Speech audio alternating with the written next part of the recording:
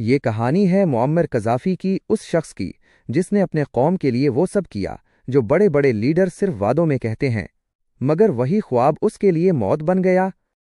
Gaddafi کسی شاہی خاندان کا حصہ نہیں تھا، وہ لیبیا کے صحراؤں میں پیدا ہوا، ایک غریب بدو کے گھر۔ بچپن سے ہی اس کے اندر آزادی کا جذبہ تھا۔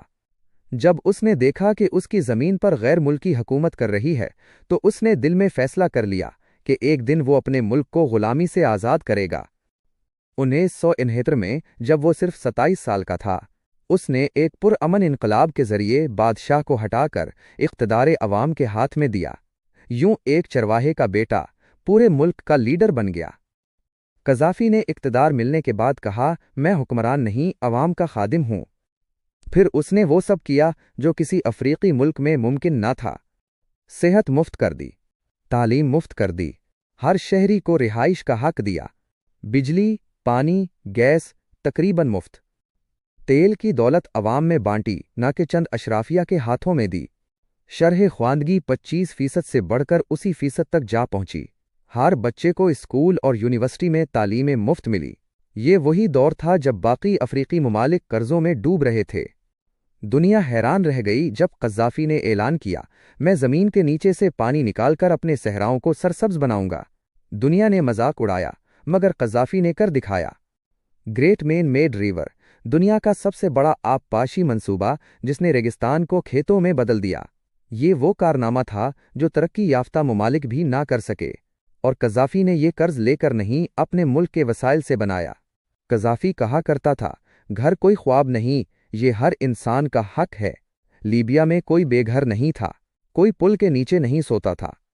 یہ نظام مغرب کے لیے ایک تھپڑ تھا، کیونکہ وہ جانتے تھے اگر یہ ماڈل پھیل گیا تو ان کے بینک اور قرض دینے والے ادارے برباد ہو جائیں گے۔ جہاں دنیا کے کئی ممالک میں خواتین کو تعلیم سے محروم رکھا گیا، قذافی نے عورتوں کو فوج، عدالت، سیاست اور تعلیم میں برابری دی۔ خواتین پائلٹ بنے، ڈاکٹر بنے اور وزیر بنے۔ یہ تھا اسلامی سوشلزم جو قذافی کے نظریہ گرین بک میں بیان کیا گیا۔ قذافی صرف لیبیا کے لیڈر نہیں تھے، وہ پورے افریقہ کے لیڈر بن چکے تھے۔ ان کا خواب تھا متحدہ افریقہ، ایک کرنسی، ایک بینک، ایک فوج۔ اس کرنسی کا نام تھا گولڈ دینار، ایک ایسی سونے پر مبنی کرنسی جو ڈالر کو چیلنج کرنے والی تھی۔ اگر وہ کامیاب ہو جاتا تو ڈالر کی بادشاہت ختم ہو جاتی، امریکہ اور یورپ کی معیشت لرز جاتی۔ یہی تھا قذافی کا اصل جرم۔ قذافی نے کہا تھا، ہمیں مغرب کے نظام کی ضرورت نہیں، قرآن ہمارا دستور ہے۔ اس نے سودی نظام کو ختم کیا اور زکوٰۃ کو معاشی بنیاد بنایا۔ یہ مغرب کے لیے ناقابل برداشت تھا۔ پھر مغرب نے اپنا پرانا ہتھیار نکالا، میڈیا۔ قذافی کو ڈکٹیٹر کہا گیا، جھوٹے الزامات لگائے گئے، اور عوامی بغاوت کے نام پر نیٹو نے لیبیا پر بم برسائے۔ لیکن حقیقت یہ تھی کہ وہ عوامی بغاوت نہیں، بلکہ عالمی طاقتوں کی منصوبہ بند سازش تھی۔ 2011 میں لیبیا پر آگ برسائی گئی، قذافی کو گرفتار کر کے شہید کر دیا گیا۔ دنیا نے سکون کا سانس لیا، لیکن افریقہ کی روح رو دی۔ آج لیبیا، جو کبھی خوشحال تھا، خانوں میں بٹا ہوا ہے، غربت، بدامنی اور افلاس کا شکار ہے۔ قذافی کی موت نے صرف ایک انسان کو نہیں مارا، بلکہ ایک نظریہ کو خاموش کر دیا۔ مگر تاریخ ہمیشہ سچ بولتی ہے۔ قذافی کی گرین بک آج بھی پڑھائی جا رہی ہے۔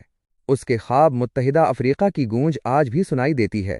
ہر وہ لیڈر جو آزادی کی بات کرتا ہے، قذافی کی راہ پر چلنے سے ڈرتا ہے، کیونکہ دنیا نے دیکھا کہ سچ بولنے والوں کا انجام کیا ہوتا ہے۔ امریکہ نے قذافی کو اس لیے نہیں مارا کہ وہ ظالم تھا، بلکہ اس لیے مارا کیونکہ وہ غلام بننے سے انکار کر چکا تھا۔ وہ کہتا تھا، جب قومیں آزاد سوچنے لگتی ہیں تو سامراج ان کے خوابوں سے ڈرتا ہے۔ آج دنیا اس کے بغیر ضرور خاموش ہے، لیکن قذافی کا خواب اب بھی زندہ ہے، ہر اس دل میں جو آزادی، خودداری اور ایمان پر یقین رکھتا ہے۔